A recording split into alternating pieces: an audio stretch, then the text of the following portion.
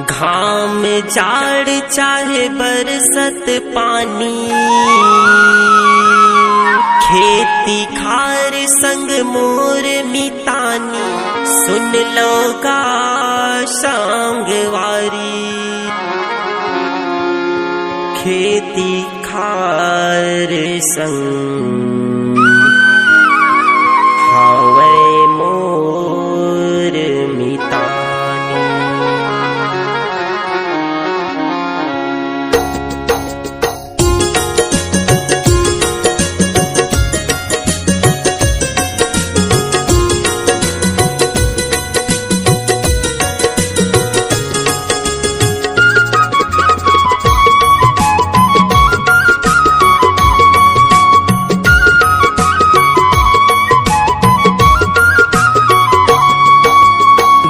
जाड़ चाहे बरसत पानी, खेती खार संग मोर मितानी।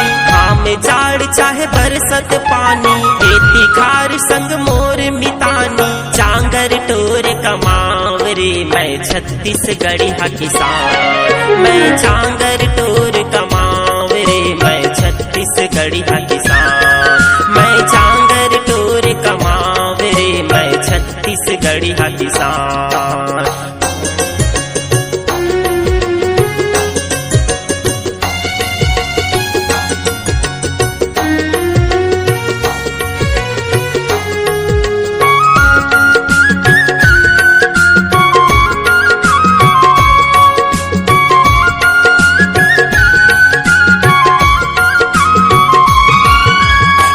माटी है बड़ उपजाऊ, तन मन धन ले करो कमाई।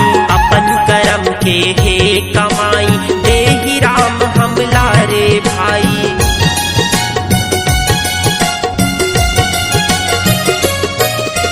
ये माटी है बड़ उपजाऊ, तन मन धन ले करो कमाई।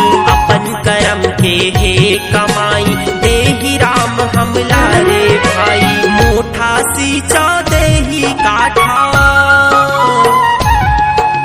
मोठा सींचा देही काठा।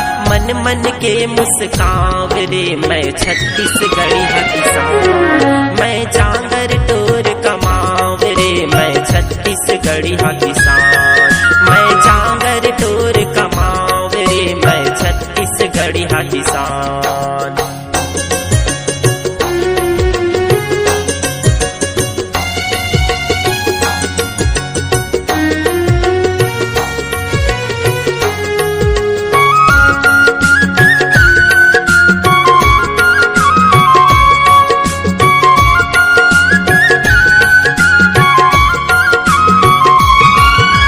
नांगर बैला संग बिहने फजर ले, जोता नांगर खेत माँ। चिव चिव गाँव गाँव कोयली कुकर, रुखराई पंछी साथ माँ।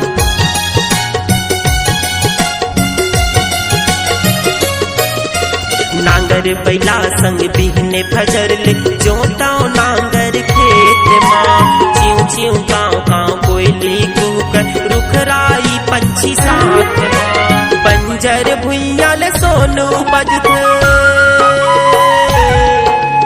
बंजर भुइयाल सोनू बजथे। माटी ला माथ नवावरे मैं छत्तीसगढ़ी हा किसान, मैं चांगर टोर कमावरे मैं छत्तीसगढ़ी हा किसान, मैं चांगर टोर कमावरे मैं छत्तीसगढ़ी हा किसान।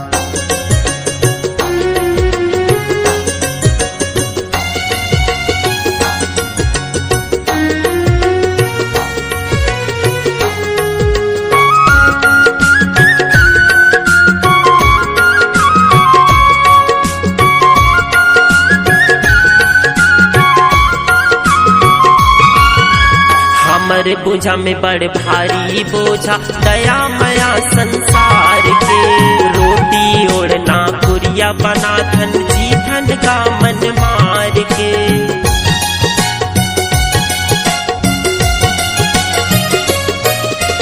हमर बोझा में बड़ भारी बोझा, दया मया संसार के। रोटी ओढ़ना कुरिया बना धन, जी धन का मन मार के। छत्तीसगढ़ है धान के कटोरा, छत्तीसगढ़ है धान के कटोरा, दुनिया माँ नाम कमाव रे। मैं छत्तीसगढ़ी हा किसान, मैं जांगर टोर कमाव रे। मैं छत्तीसगढ़ी हा किसान, मैं जांगर टोर कमाव रे। मैं छत्तीसगढ़ी हा किसान। नवगांव के रहैया लिखदास गवैया, भरल के रहैया अड़हा लैका राजेश्वर सूरज तांव रे। मैं छत्तीसगढ़ी हा किसान, मैं जांगर